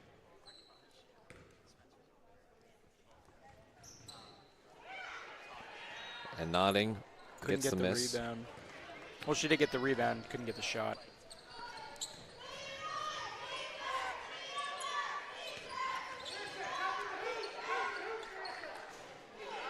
Stonehouse couldn't get the three. And Wolf was waiting for it. She had her hands right in position, got the offensive board, and off the backboard and in. Great Wolf play by Wolf there. gets a How do you steal. beat somebody like her? Like, she's so good. And Dixon picks up the foul. 10-point game, 4:27 remaining. It's possible, but they will have to get a lot of stops and shots. It just seems that with a lead like this, it'll be tough for Amherst, but not impossible.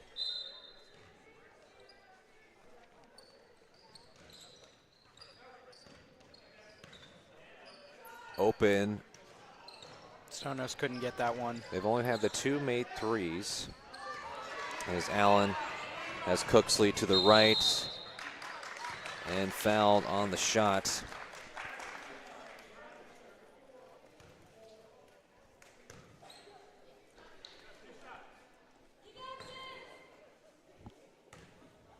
First shot. Won't go. She'll have another attempt here, Allen.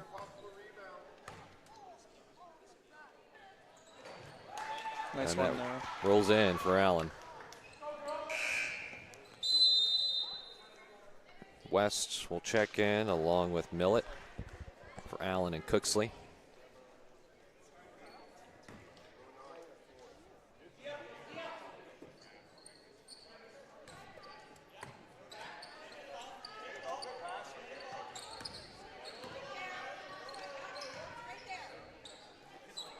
Knowles, no Wolf trying to get it. Active hands.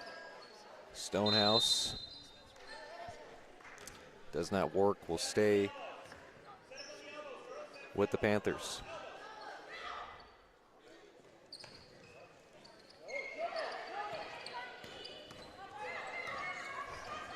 Great job by nodding there. Yeah, Couldn't finish. What a pass. Chamberlain has a little bit of space. Nodding, looking to affect the shot, and does. And that was just really great hustle from Nodding, who was trying to go the other end and make a shot. Didn't get to go, but didn't stop or quit. Went back right on defense as Chamberlain didn't have a wide open lane to the rim. And Nodding affected that. Overthrown there from West, trying to get it to Dixon.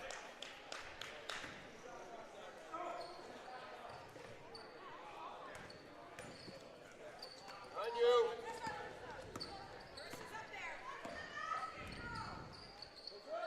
Need a rebounder. It almost went in for Wolf from the corner. Stonehouse, no. Another chance for Amherst.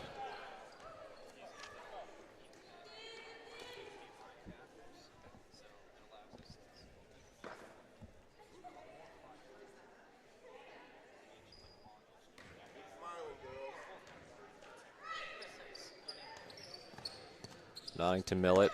Millett does have Dixon up ahead, who's going past Wolf. Did touch the rim, not enough power to get it in the cup. 3:10 remaining. Chamberlain. Had the right idea, went through a couple defenders and got fouled.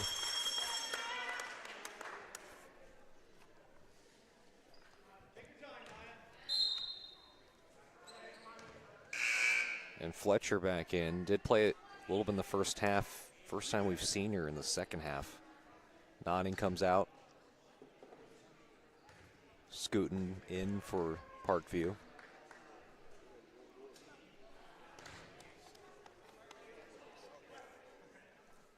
Chamberlain having a second shot here.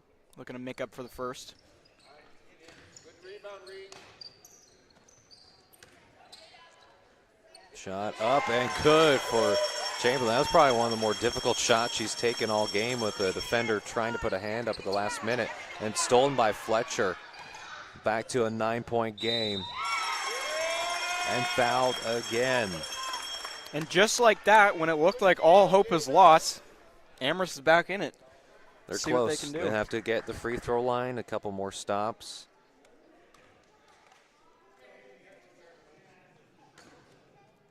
They still have Dixon on the floor for the Panthers, who's a threat, but with Nodding on the bench, it could help.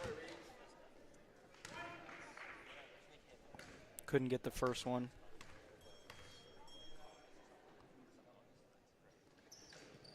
Bushin Bushin. can't get the second either. No. Another chance. Wolf right there. Can't No. get that one.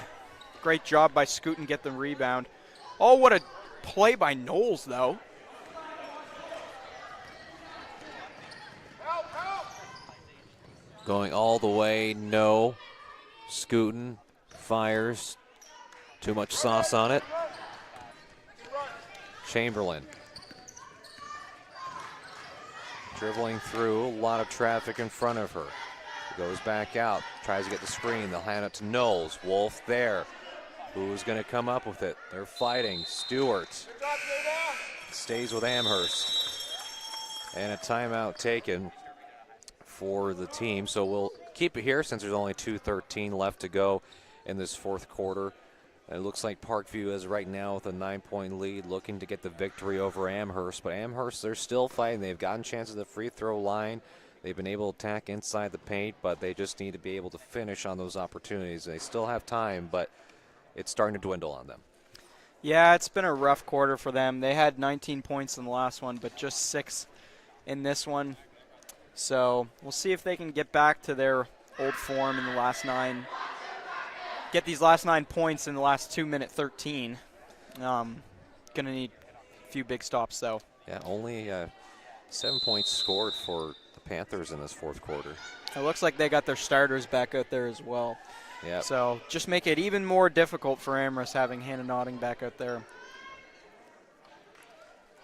West, Cooks lead, Millett, Notting, Dixon on the floor for the Panthers. Chamberlain, Bushin, Wolf, Stewart, Knowles, and for the Vikings. Chamberlain has been firing all day. Stewart has a little bit of space. That's good for Stewart with the left hand. Check that, Fletcher. Good chance there. She'll be fouled.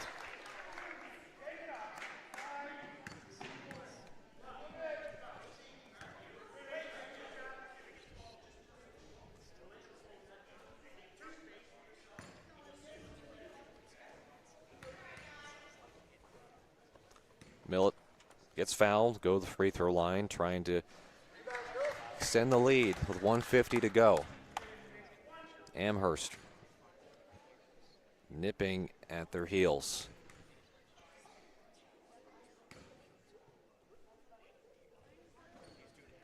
Big Rolls miss out. for Amherst.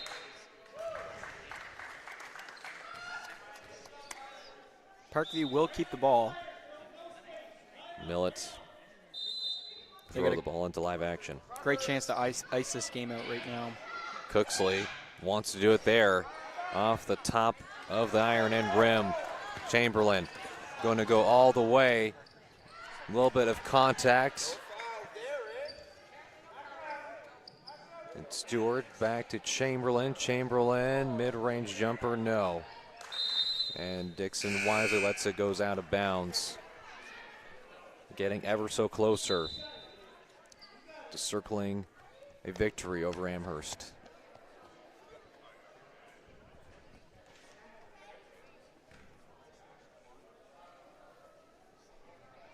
Minute 38 to go in this 7-point contest. If you're just tuning in right now, we got 2 more games to come, the bronze medal and the gold medal final. Parkview up 54-47 over the Amherst Vikings. Parkview in orange, Amherst in green. Glace Bay and CP Allen in the bronze game, championship game. Citadel High and Horton High for the JV Provincial Championship. We'll both be on the call for those 2 games. Knowles is throwing up a desperate shot. Abashur out to West. That's a rough one to take. Chamberlain picks up the foul.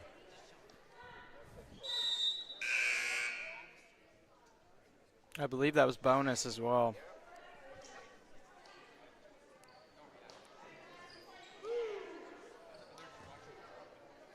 Guess not. Got to be one before it then.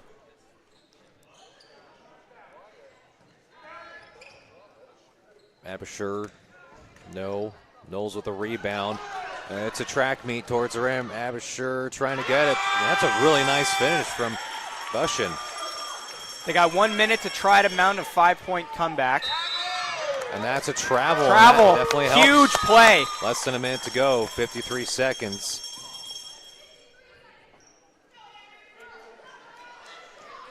Anything can happen. 5 points, just a 2-possession game.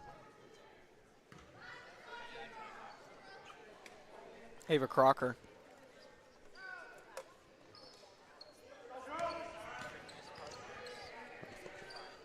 Need to shoot some threes. Knowles, no.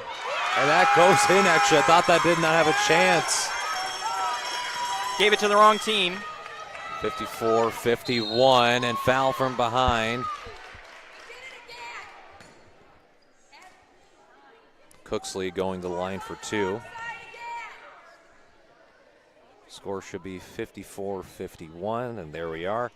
Cooksley with the go in the line. It's been a little bit of a struggle for the Panthers from the free throw line for both teams. And we'll see which way this goes positively for.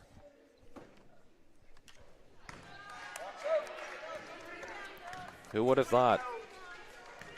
Again, folks, this was a 21-point game in the second quarter for Parkview. By far the Drains largest that lead. one. That's a good one. They still have a lot of time. Only 2-possession game, even though it goes back up to a 2-possession, and a timeout taken. But we will stay here with only 40 seconds left to go in the fourth quarter.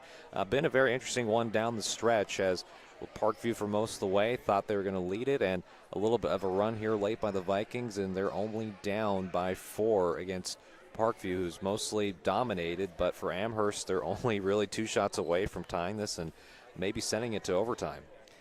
I think the goal needs to be you need to get Jordan Wolf under that rim. And I think you need to have Carver and Ava Crocker on there as well. They've had a lot of shot opportunities. Not all of them have went in, obviously. But, I mean, you need the people out there that are going to at least give you the opportunities. And for, again, Parkview, they have only scored 7 points in this fourth quarter. Check the 8 points.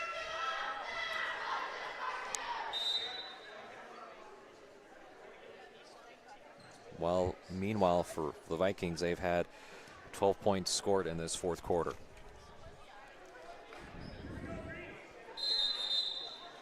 And we come out of that timeout.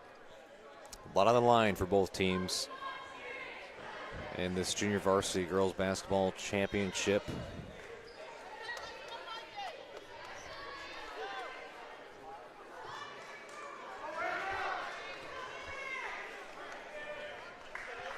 Knowles with the inbound.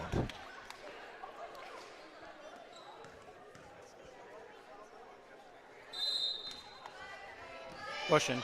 They get it in. Go to Bush. Crocker from 3. Yes! Buried it! Nails it! Huge oh my shot. goodness, what a shot! Big shot from Crocker. 1-point game. They don't need to commit a foul. They almost get a turnover. How will the Panthers respond? They go to Dixon. That's a travel.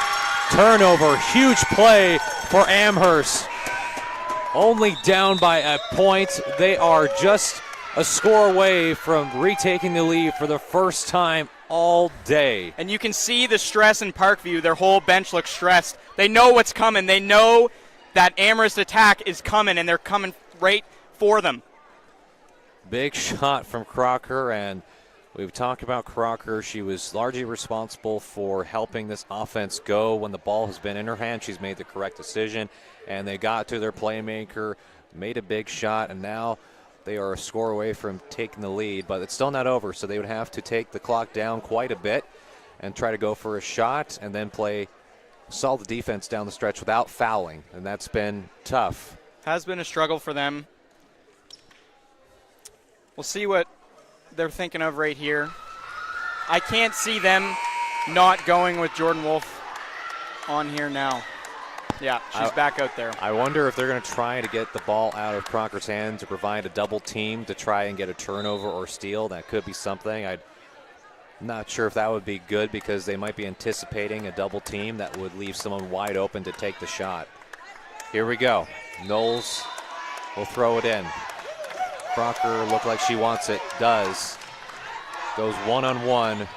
Crocker staying patient. Knowles is open, takes it, makes it! And they take the lead. They go up 56-55, retake the lead for the first time, and a timeout taken by the Panthers. Unreal play from Amherst to come back all the way down. Again, folks, we talked about second quarter down by 21 points. They come roaring all the way back in the fourth quarter. That's why it's not about how you start, it's about how you finish. And if this were to hold, what a miraculous comeback it would be for the Amherst Vikings. Parkview. Can't forget about the Parkview Panthers, though. Now it's their opportunity to go down and score, and they have been scoring all night. You know, they're still only down by 1. They have Players like Hannah Notting and Riley Dixon likely going in there. Got to watch under the rim. See what Jordan Wolf can do to stop them.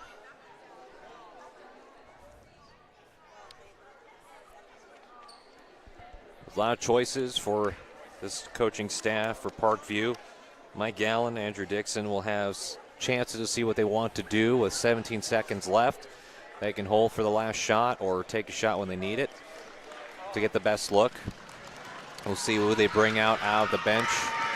Again, Dixon has been pretty quiet in this fourth quarter, but you've had Millett, who's had a good game. Could be someone they want to give the ball to. West has made a few shots here and there for the Panthers. Bushin, Crocker, Fletcher, Wolf, Chisholm out there, Amherst.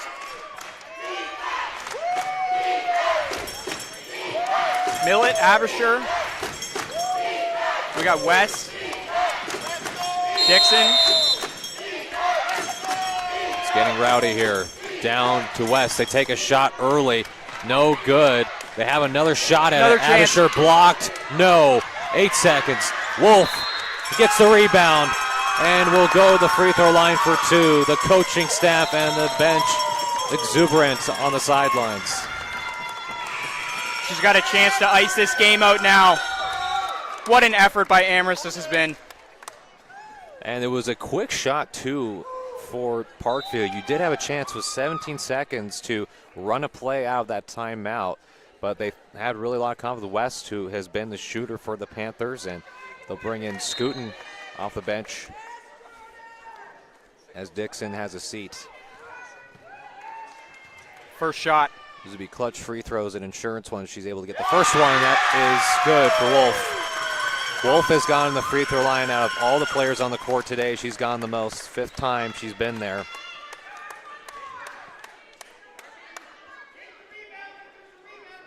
One more chance.